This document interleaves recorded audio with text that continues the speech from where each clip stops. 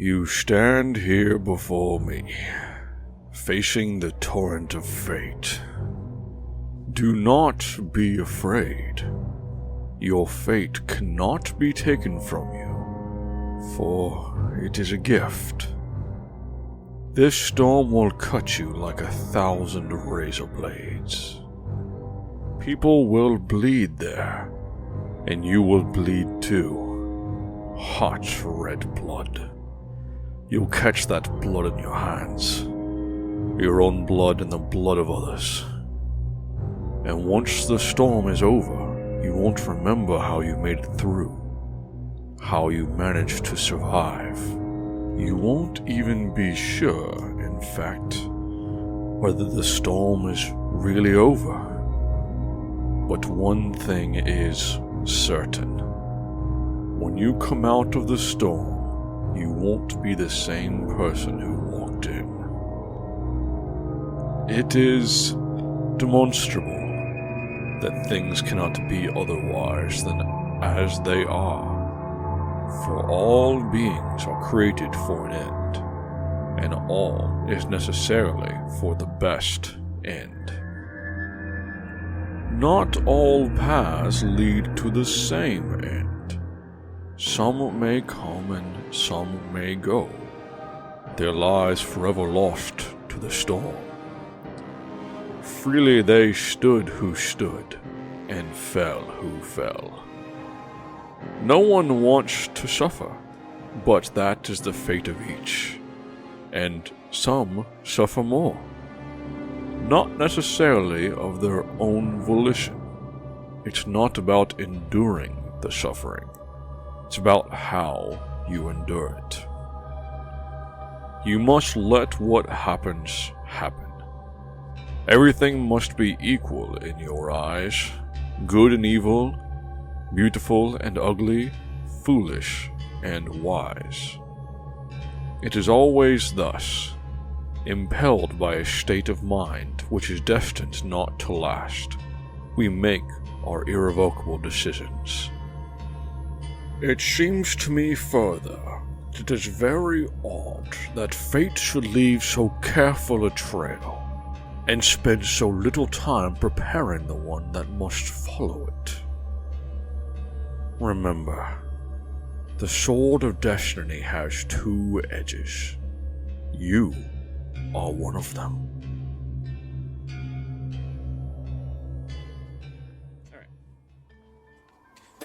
Before the Kingdom of Encore was forged by the Concord of the City-States, the map looked very different. The one you see before you now. The Might of Ironvale served as Warden of the Frigid North. At the foot of the...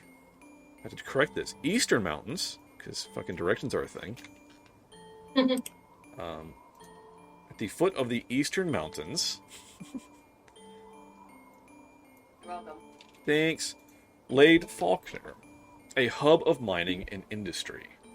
The southern desert stood the citadel of Karad. Stood, or should I say, walked. Amongst the central plateau, where the twin rivers meet, stood the formidable Fort Ducanis, the future foundation of a city we now know by the color of its halls. But it's on the western coast we find interest. From the port city of Sifrite, war was brewing. To the northwest lie the Starry Isles. The archipelago contains many islands, as well as the great central isle known as Tarver. The isles are called home by the people of a Goliath size, known by their strength and martial prowess. The chivalry of Tarver served as an elite of the elites, with their legendary blades made of a metal so sacred that none outside the order and its blacksmiths could touch the blade and live. For years, the greedy venture company of Ironvale had harassed the isles, attempting to claim a foothold and mine the precious metal. Foolish though that endeavor seemed, as the metal was so dense, only a giant could wield weapons forged from its construction. These blades could cut through softer blades, and create impenetrable, if not extremely heavy armor. The secret of its metallurgy was closely guarded by the chivalry, and none had managed to defeat them. Still, the nation took no chances, and actively worked to bolster its ranks of warriors. Perhaps the smallest island of the nation was called Garth, its inhabitants more livestock than shepherds. Yes, just more animals than people. You got it. Anyway, every year, those that came of age would be given the Trials of the Isles. The best of the best would be granted a stewardship on the Isle of Tarver under a member of the chivalry. For young Brienne, this had become a dream she intended to pursue relentlessly. She came of age alongside 2 others, both males, larger and stronger, and she vowed she would not fail. The trials were hard, the tests of strength, dexterity, and cunning taking all she had to prevail. The last competition was a head-on brawl, the only one able to emerge victorious. Brienne bided her time and rushed in just as her 2 opponents were nearing a winner between them. As one struck the other down, she lunged from behind and felled him also. So she stood, victorious and the representative of her isle.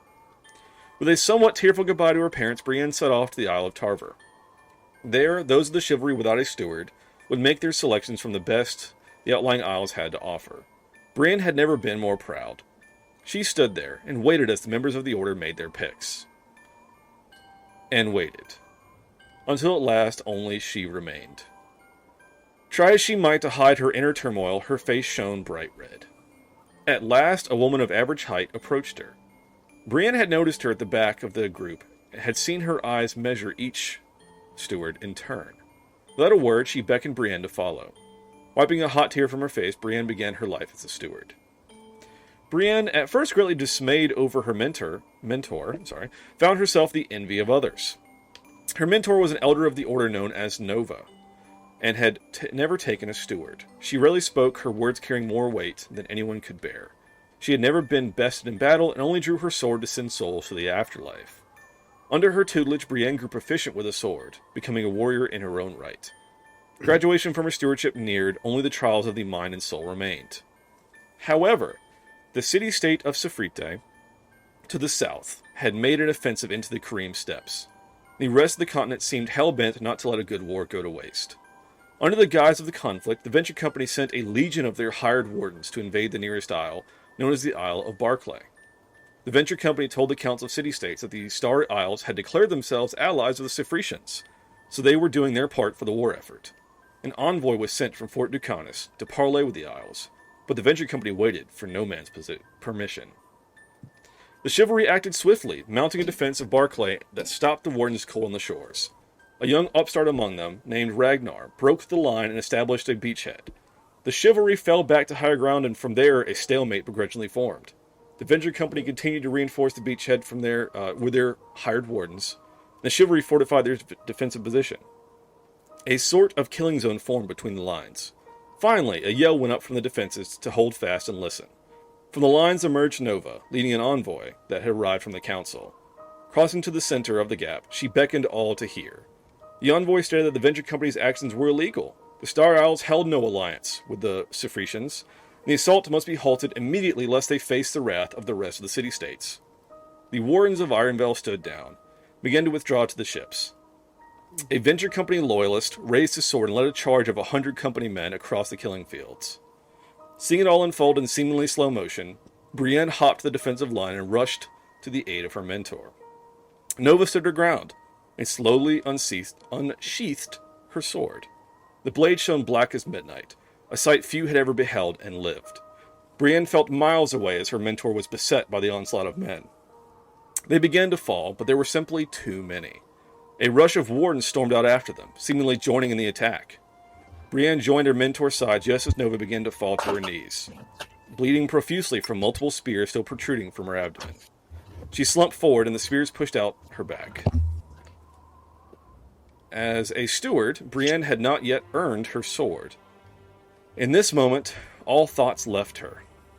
More company men pushed up, followed swiftly by the wardens. Without a thought, Brienne grabbed the blade of Nova and lifted it to meet the attackers. She cut down the first, the second, and the third. The fourth took a sword to the back, and as he fell forward, the warden known as Ragnar stood holding the sword.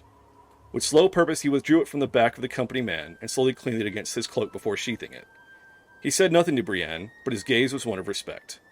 With that, he turned and the wardens returned to their ships.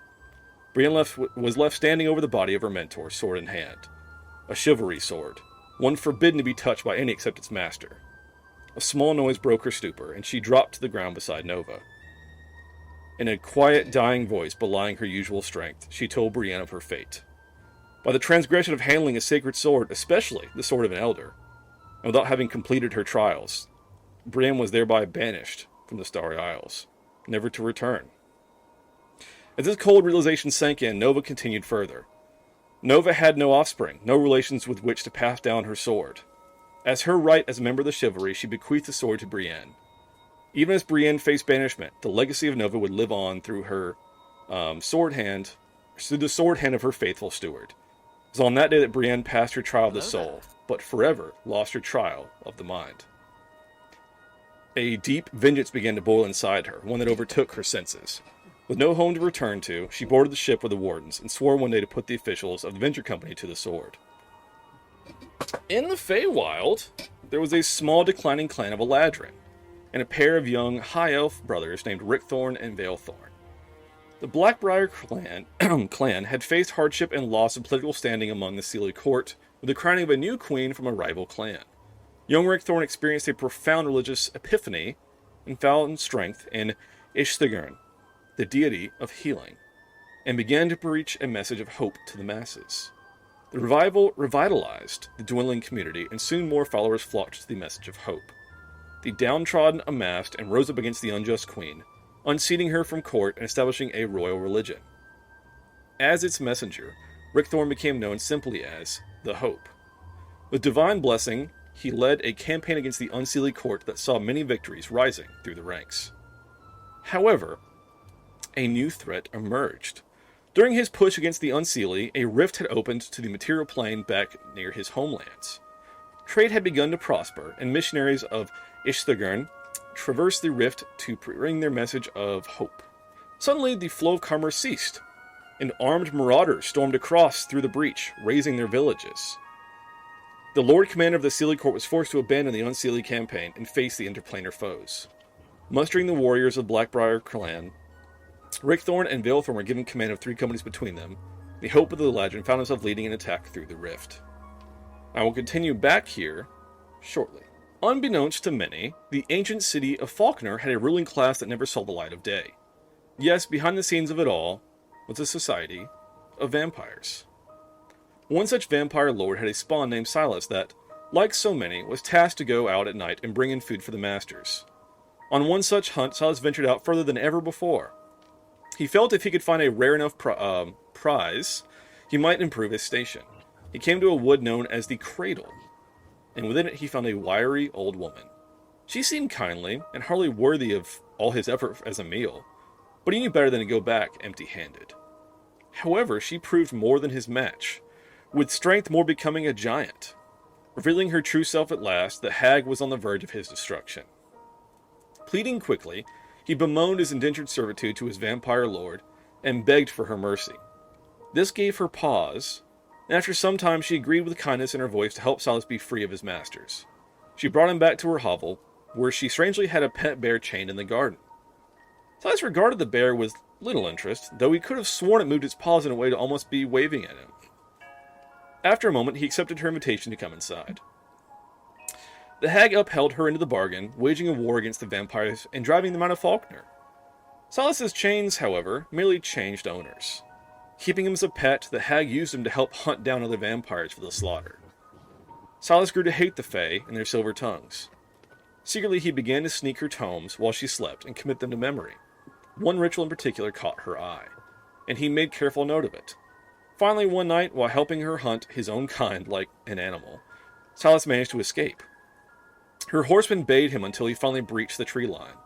He turned to look back, panting. There they stood, at the edge of the wood, but not a step further. Slowly they turned and eased back into the darkness. He knew they would wait until the morning, as he surely must return to the wood to avoid the sunlight. With great care, Silas found a moonlit clearing in which to perform this ritual. As it completed, he felt a subtle itch across his skin. He had only to hope it had worked. As the sun rose, he slowly eased an arm out from behind a rock. Nothing. No burn. Not even a tingle. Finally, he had a new lease on life. For the first time, his life was his own. Suddenly finding himself as just another face in the workforce, earning a living was hard, grueling work. One day he saw a flyer on the bulletin board for a recruitment drive. Join the Royal Militia, earn steady pay, and have a roof over your head. For all that his independence meant to him, could he really go back into servitude? No, this was his choice. That's what made the difference. Choice. Can you feel it? That cold that just seeps into your bones. One of the most hostile environments found in our realm lies to the frigid north. Only the wardens of Irondale dare venture beyond the white curtain. But greed has made far better men do far madder things, has it not? Nestled in the crevices and crags of the frigid north are seams of gems, precious minerals and metals, and the legendary frost diamonds. The adventure company pays wardens and pays well to guard and guide their prospectors to these seams and to safely return. Such was the rearing of a man named Ragnar. Tagging along on expeditions almost since he could walk, he became baptized into what is known as the Way of the White. Paid handsomely for his protection, Ragnar spent his youth fighting off the likes of wolves, bears, frost trolls, and blizzards without end. One run he would remember forever. It was a true whiteout, and you couldn't see your hand in front of your face. He had lost track of his comrades and his caravan. He sought out shelter in some ice caves, and among the caves, out of the shadows, appeared a dire bear. At first, of course, he assumed it wanted nothing more than to have him as dinner. He stood his ground, yelling at the beast, "Well, go on then! Try your worst!" He took a mighty swing at it with his axe, only for it to swipe it away with its paw, leaving him with only his 2 hands and 2 legs for protection. He showed no fear because he knew no fear. He ran at it and wrestled the bear for what seemed like hours. Exhausted, they both fell to the ground. Ragnar blacked out. When he awoke, his eyes could hardly convince him of what he saw, as his head was resting on the bear's fur as it slept. Once the blizzard finally slaked its wrath, he found his way back to camp. Though all thought him lost or dead, he returned more than a man that day. And so it was, but rumblings to the south would soon set him about a new path of fate. Sifrite had launched an offensive into the Kareem Steppes in direct violation of the Compact of City-States. The call had gone out to quell the aggressor. The venture company announced a campaign against the Starry Isles, who had allied themselves with Sifrite. Feeling the wanderlust of a new adventure out in the world, Ragnar signed up as battalion commander for the assault. On the cold, snowy beaches, Ragnar steeled himself as he boarded the ship. He had fought all nature could throw at him for his entire life, yet now the prospect of fighting these Goliaths filled him with unease. Still, this was his duty, what he was being paid to do. As he hit the beaches, the battle was hard fought. The Goliath knights, known as the Chivalry, stood towering over him with swords forged from metal that could cut through the thickest armor. Ragnar beat them back with his axe and secured a beachhead for his troops. The Chivalry fell back to higher ground and fortified their defenses. The stalemate seemed unbreakable, with a veritable killing field created between the 2 lines. Ragnar longed for the simplicity of facing the great white north. Out of the clamor came a call for attention. Ragnar peered over the lines as a large, elder chivalry knight and some foreigners stepped out into the killing field. Alert for ambush, Ragnar strained his ears for their words. The foreigner was from the Council of City-States, and accused the venture company of illegally invading the Starry Isles. They had never been allied with the Sifritians, and had just used it as a ploy to steal their lands. This shook Ragnar to the core, as he had never questioned the company's motives. He had done his job and gotten paid. Reeling from the revelation, Ragnar called for a retreat of his battalion back to the boats. However, a cry went up from some of the venture company loyalists, and 100 men pushed across the field at the knight and the foreigner. Cursing, Ragnar leapt up and yelled, "After the men!" The wardens raced across the field in pursuit of the loyalists, but not fast enough. The chivalric knight mowed down countless foes, but alas could not withstand the sheer number of attacks. Ragnar began cutting his way through their rear line, felling 2 before plunging his sword into the back of another. As they slowly fell to the ground, Ragnar was face to face with a young Goliath woman, with a berserk look in her eyes. She stood over the fallen knight, holding the knight's sword in unyielding hands. Ragnar gave her a gaze of respect and called for his men to board ships. The fight here was done. The real enemy of peace lay to the south. Ragnar was struck with internal conflict over the actions of the venture company. They were simply too big and too wealthy. What chance could he stand? Startled out of his thoughts, Ragnar saw the Goliath woman board his ship. She said her name was Brienne, and she had been banished from the Starry Isles. She just wanted to fight, to kill. Ragnar knew that look, knew what it meant. He relented, and the wardens, accompanied by a disavowed knight of chivalry, headed to Sifrite. At the base of the eastern mountains, here we go guys, stands a wood known simply as the Cradle. It was known to be a magical place filled with odd creatures and some frightful monstrosities. One such being, whether odd or monstrous, was an old woman. At least, that was her appearance. But with the wave of her hand, she could topple the tallest tree or turn the smallest ant into a mountable steed. On this day, she came across a brown bear in the woods. He was out of hibernation and in search of his next meal. He looked curiously at the older one, sizing her up. She slowly smiled at him, and with a flick of her wrist, she shot a mote of light in a low arc right between his eyes. The bear blinked and slowly sat back on his haunches, its eyes wide, staring dumbfoundedly at the woman. Carefully, he eased his mouth open and, in a surprise to himself, said, "Why, I thank you." The woman bade him follow, and he obeyed out of sheer befuddlement. She brought him to a hut with a surprising quickness, snapped a collar and chain around his neck. This angered the bear, and he lashed out at her, his claws reaching only air. And so it was the poor awakened bear reduced to a pet. Sure, she would spend time with him and spend long hours talking with him, but he felt more like an experiment, or a subject of study. Nearly a year went by and the woman had grown bored with the bear. She seemed to have a new pet, one with gray skin and red eyes. Disguising herself as she often did, she approached the caravan on the road. They explained they were a traveling carnival, headed to Faulkner to entertain the masses. She offered up a new attraction for them, a talking bear, of all things. With a few golden hands, she watched as the wagons trundled on their way with their new prize in a cage.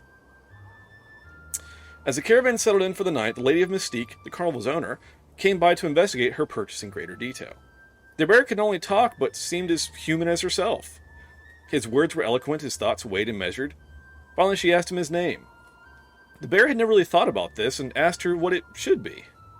She looked him up and down, and said, "You know, where I'm from we have a word that means unexpected gift. It's Kumatani, and I think it suits you." Kumatani had never been happier, and soon he was out of the cage and part of the performing crew. He slept and supped with the crew, and became a beloved member of the troupe. Town to town they went, bringing smiles and laughter to all. Kumatani loved the happiness they spread. But one night, as the troupe were camped outside the walls of Faulkner, Kumatani went for a walk. This wasn't uncommon, as he liked to look up at the night sky and contemplate what the stars meant. He'd seen them his whole life, but never really took the time to just look at them. His sharp hearing picked up a commotion, and he began to move swiftly toward the muffled exclamations. He came upon two men and a woman. They had her on the ground under a tree and were struggling with her in their grip. They ripped at her clothing and kept chiding her about how dangerous it was to be alone at night. They never heard Kumatani come up behind them. A few swipes of his claws and they fell motionless. He tried to ask if the woman was okay, but she ran off screaming about a bear attack. Hurt and confused, Kumatani returned to his troop.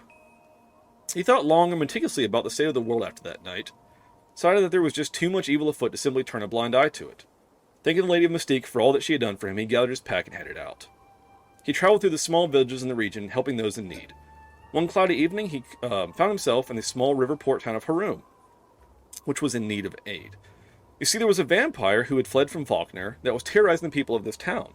So Kumatani summoned up his courage and decided to take care of the vampire. Now, not being a great warrior, Kumatani relied on his wits. He went to the manor of the vampire and, as calmly as possible, asked if he could come in. Out of more curiosity than anything, and regarding him as his next meal, the vampire accepted. Kumatani sat across a table from him, tea in hand, and looked the vampire dead in the eyes as he spoke. "Ah, it must be so wonderful to be a vampire." Why?" the vampire asked. "Because you don't have to look at yourself in the mirror." The viciousness of his mockery, and a few minutes of horrible kazoo playing later, the vampire swore to leave town and never return. Kumatani relished a job well done and set back out on the road. Among the dunes of the Great Sea of Sand, to the south, was a tribe of wanderers. Burrowing underground and emerging at night to forage, the Kariv people developed eyes accustomed to darkness. It was amongst these wanderers a young boy by the name of Thalion was born. Beginning what seemed to be a normal life, little Thalion would leave little scraps of his precious food out at night for the little sand mice he had decided were his friends. One night, he awoke to the sound of crunching, and adjusting his eyes to the dark, he saw a shadowy figure eating his scraps. Calling out cautiously, the little figure suddenly hopped up onto the cot beside him.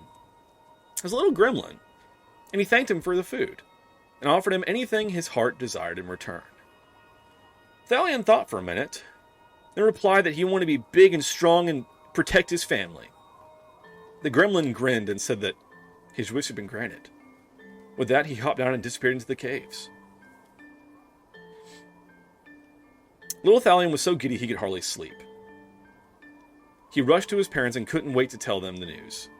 His parents' faces slowly drained of color, and they took him with haste to the tribal shaman. Inspecting him, the shaman declared Thalion cursed. "No," he shouted, "he had been blessed with a wish!"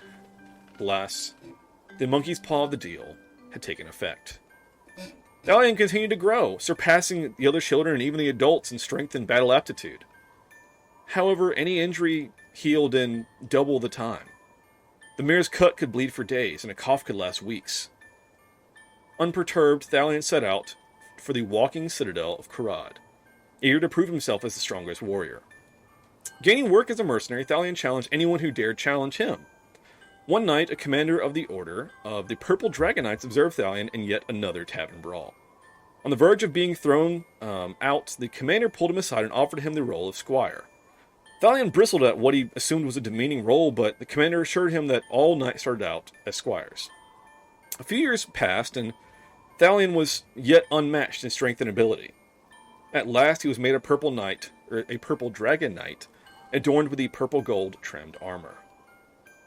Days hence from reciting his knight's code, war broke out to the north. Safrite had launched an offensive into the Kareem Steppes, and were trying to claim the lands for themselves. Did I skip Kasha somehow? I'll come back to you, sorry. Yes. Karad's king saw this as a personal insult as the Safritians massed at his border, and ordered his knights to quell the invaders. Purple Knights rode into the fray, laying waste to those in their path. On one such charge, Thalion discerned a mage serving as a leader and strategist of the force. With a rallying cry, Thalion led a charge to the lines and cut a path to the mage. Leaping from his steed, he dueled the mage and dodged the magical strikes. Finally seeing an opening, he plunged his scarred longsword into the mage and turned the tide of the battle. And so went the campaign as the forces of the realm converged on Safrite. Speaking of the Kareem Steppes, the calm, quiet breeze blowing across the Kareem Steppes gave way to a low rumble. Aurochs came into view with their mounted riders and yoked wagons. Yoked. The Alefi herd of orcs was one of several nomadic groups that called the steppes home.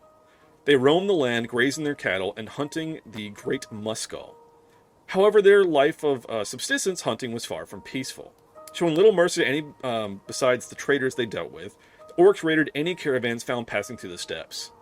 The men were slaughtered and any women or children were assimilated into the herd. The more conquest, the larger the herd, the more power they wielded. But as such, there were fewer and fewer full-blooded orcs amongst them. Brugo the Long-Tusked was one of them, and led the herd as its alpha. He was without rival, his prowess in combat uncontested. The latest raid was no different, the caravan headed to Kurad never standing a chance. But perhaps something was different.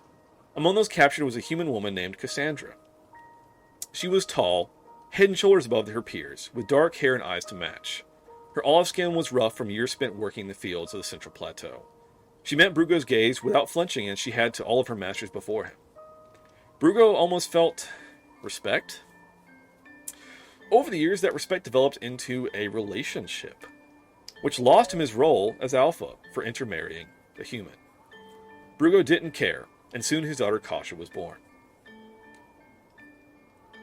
Just, hold on, is it Kasha or Kosha?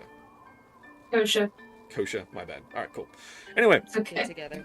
I know, I was like, that's not one of my words, I need to ask. Alright. That's not one of my words. Yeah. The other ones I can pronounce however the fuck I want to, and no one can say anything because I made it up. Alright. Fate had their plans as the Safritians launched an offensive into the steppes. They touted a message of securing the steppes for trade once and for all. But the other city-states recognized the land grab for what it was. Karad especially took offense, seeing their borders suddenly flooded with their rivals. The Alefi herd rode hard against the Safritians and caused great casualties, but they simply stood no match against the might and magic of their foe. The herd was broken, and Brugo lay dead on the grass. Cassandra fled with little Kosha in tow up the hills and onto the Central Plateau. The conflict would take a great many more lives before Safrite finally submitted. So, converging to Safrite, we had the Wardens of Ironbell and one disavowed Knight of Chivalry, as well as the forces from Kurad and the Purple Dragon Knights, which included Thalion, and the forces from the Central Plateau. Among which was a lord of a small fiefdom by the name of Carmine. And so the Safritians were beaten into submission, and the conflict resolved. Lord Carmine offered a battlefield commission to any that had fought alongside him to return to his lands and serve as royal peacekeepers in exchange for land and titles. Thalion, Ragnar, and Brienne accepted, for varying reasons. I think Thalion wanted the title, Ragnar wanted a path away from the greed of the venture company, and Brienne just couldn't face the venture company yet. She didn't have the backing, but she would bide her time and build her forces. So, with that, a new concord was established, with Safrite taking the full brunt of the reparations and tariffs. Of course, the nomadic herds of orcs would never be the same. Karad quietly used the conflict to establish outposts in the steppes, and the remaining orcs were moved onto reservations. Without the freedom to roam and graze, their herds became unsustainable and many starved. Those that survived found work as laborers for the great houses of Karad, and once more the steppes grew quiet. So Cassandra and Kosha settled in a farming community near Fort Ducanis, the very fields Cassandra had worked before being sold. Life was hard for the pair, as prejudice against Kosha's half-orc blood only worsened as her tusk came in. Against the protests of her mother, Kosha signed up for the Ducanis military. Servitude guaranteed citizenship, regardless of race or creed. As a citizen, Kosha could secure a living for herself and her mother. The strength of her orc bloodline saw her rise to the ranks as a fearsome warrior, though she possessed none of the quick wits of her mother. Still, the name of Kosha would become known after a siege by the forces of Windshale. So Windshale was home to the descendants of dragons, and these dragon humanoid variants believed themselves inheritors of the world. Pushing south, they raised Faulkner in the throes of its political upheaval and came upon Fort Ducanis. There they began a siege that turned into months. No end seemed in sight as the other city-states refused aid, awaiting the outcome. Alas, one night, a young half-orc named Kosha led a small cadre of soldiers out of the walls as shadows in the darkness and infiltrated the enemy's camp. A grand tent of resplendent colors caught her eye, and as her companions slit the throats of the guards, Kosha slipped inside. There, in the throes of passion with what appeared to be a slender kobold servant, was the Dragonborn leader known as Fidalko. As an abashed Kosha regarded him, he quickly leapt up and grabbed his sword fully in the buff. They clashed swords, but he proved no match for her strength. As she plunged her axe into his abdomen and his blood slowly covered his nudity, Kosha reached down and picked up his sword. As she inspected it, it gave off a faint blue glow. Holding it aloft, the tent was suddenly bathed in moonlight. Outside the tent, the sound of battle erupted as the main army descended on the siege works in force. While their leader, the Dragonborn, were routed and driven back beyond even Faulkner. Kosha and the Moonlight Blade had earned her place among the soldiers. The tale of her accosting the naked Dragonborn became legend. Stymied by the reparations and sanctions imposed after their failed land grab attempt in the Karim Steppes, the economy of Safrite was in shambles. The city's leadership, guided by the clandestine order of ethereal prescience, placed their faith in the Magi, Hallister Grey. Hallister had discovered the secret of planar travel and opened a rift into the Feywild. This new source of trade and magic was a boon to the starving city, and for a time there was peace. However, as relations continued to develop, the intermixing of Fey, their religion, and the races of the material plane spun up extremist groups. One such group gained the support of Hallister himself, calling themselves Grey Cloaks. And they rapidly increased in power and followers, spouting messages of hate. Tension bowled over one night as they took to the streets, smashing windows, burning businesses, and murdering anyone Fey or Fey-friendly. Convincing the council, or perhaps hypnotizing them with Hallister's help, the Grey Cloaks formed up an army of townspeople and began wiping out the Fey population. Not satiated, they began raiding expeditions into the Feywild itself, pillaging peaceful villages and burning sacred groves. So, this brings us to Rickthorn leading an attack through the rift. Unfortunately, the Grey Cloaks proved formidable, bolstered by the magic of the Order of the Ephemeral Prescience. The brothers Thorn found themselves cut off from the rift, driven into the woods flanking Safrite. The pair decided to split up and seek out help in the strange new land. Balethorn went south and was granted a force from the King of Karad. Rickthorn sought an audience with the Lord Regents at Fort Ducanis, but found little favor. Safrite was paying their reparations, why jump into a conflict? However, as he left, a lord by the name of Carmine, that presided over a fiefdom at the base of the Eastern Mountains, felt sympathy for the cause and pledged his peacekeeper forces. For you see, he had dealings with the Fae within the dark wood known as the Cradle, and knew of the honor of their word being above all else. A member of the Ducanis military, a half-orc named Kosha, approached Rickthorn as he was procuring supplies. Explaining his plight, she immediately pledged herself to his service, wanting to fight and reclaim her home against those that had killed her father. He agreed, and she began to help load the wagon. As if the day could not go any stranger, they were approached by a bipedal bear. He greeted them with spoken words, and they politely introduced themselves. After learning their quest, the bear, named Kumatani, declared himself on a mission to make the world a better place and declared himself a supporter of their cause. The odd party of misfits set off on the road to Sifrite, being joined along the way by the peacekeepers from Carmine Keep. Among the peacekeepers were a purple dragon knight, an odd fellow with red eyes and gray skin, a man from the frigid north, a Goliath from the Starry Isles, and some other miscellaneous soldiers. Together they made their way to meet up with Rick Thorne's brother, Balethorn.